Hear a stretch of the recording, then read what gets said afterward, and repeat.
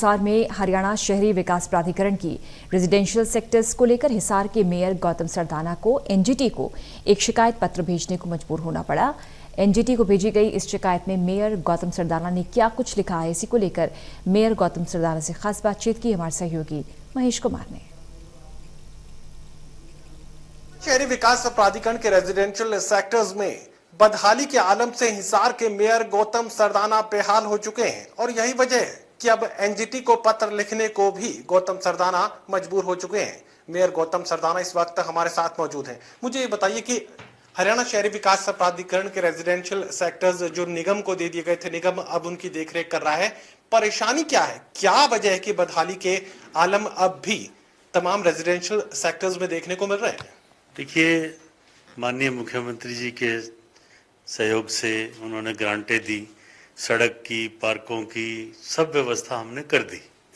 सफाई का जो कार्य है वो नगर निगम द्वारा किया जाता है, लेकिन जहाँ पर प्लैंड लैंड है, जो किसी अस्पताल के लिए रिजर्व है या किसी सामाजिक और किसी धार्मिक संस्था के लिए या किसी और काम के लिए, स्कूल्स के लिए, तो वहाँ पर क्या होता है कि काफ़ी गंदगी हो जाती है और उसको साफ करवाने का जिम्मा एचएसवीपी के अधिकारियों का ही होता है और वहाँ पर तारबंदी करनी होती है।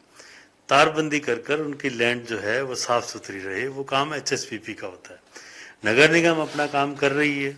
हमारे साथ दिक्कत आती है जहाँ भी इनकी जो लैंड, रिजर्व लैंड है, वहाँ पर बड़ी बड़ी झाड़ियाँ हो जाती हैं। उन झाड़ियों में जो है ये बेसहारा गायें और कोई पशु कोई मर जाता है तो कोई पता भी नहीं चलता।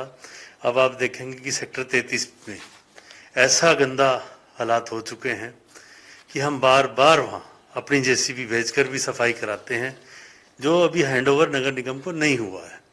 इतने बुरे हालात हो जाते हैं कि वहाँ पर आप देखेंगे कि बाड़े भी बनने शुरू हो गए थे, तो हमने बाड़े भी वहाँ से, पशुओं के बाड़े जो है उनको वहाँ पर पाड़े भी और वहाँ से पशु शिफ्ट करने का काम भी किया।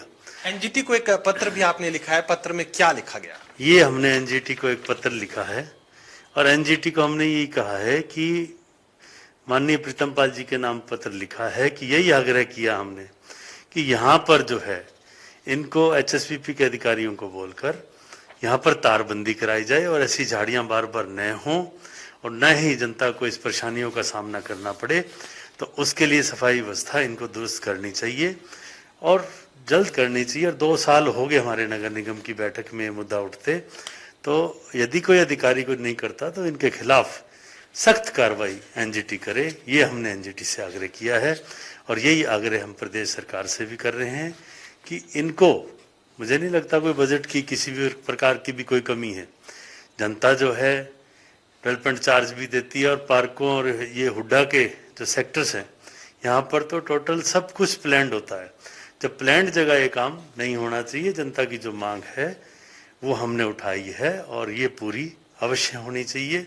यही आग्रह हम मुख्यमंत्री जी से कर रहे हैं, यही आग्रह हम एनजीटी में भी हमने किया कि जो भी दोषी अधिकारी हैं उसके खिलाफ सख्त से सख्त कार्रवाई होनी चाहिए। चलिए, कार्रवाई सुनिश्चित करने के बाद यहाँ हिसार के मेयर गौतम सरदाना की तरफ से कही जा रही है एनजीटी को एक शिकायत भेजकर तमाम जो रिजर्व लैंड अब एक तरीके से कूड़ा घर में तब्दील हो चुकी है, जंगलात में तब्दील हो चुकी है, उन्हें वापस सफाई के जरिए बेहद सुंदर बनाने की जो कोशिश है वो हिसार नगर निगम के मेयर की तरफ से की जा रही है। एनजीटी को लिखित शिकायत भेजी जा चुकी है।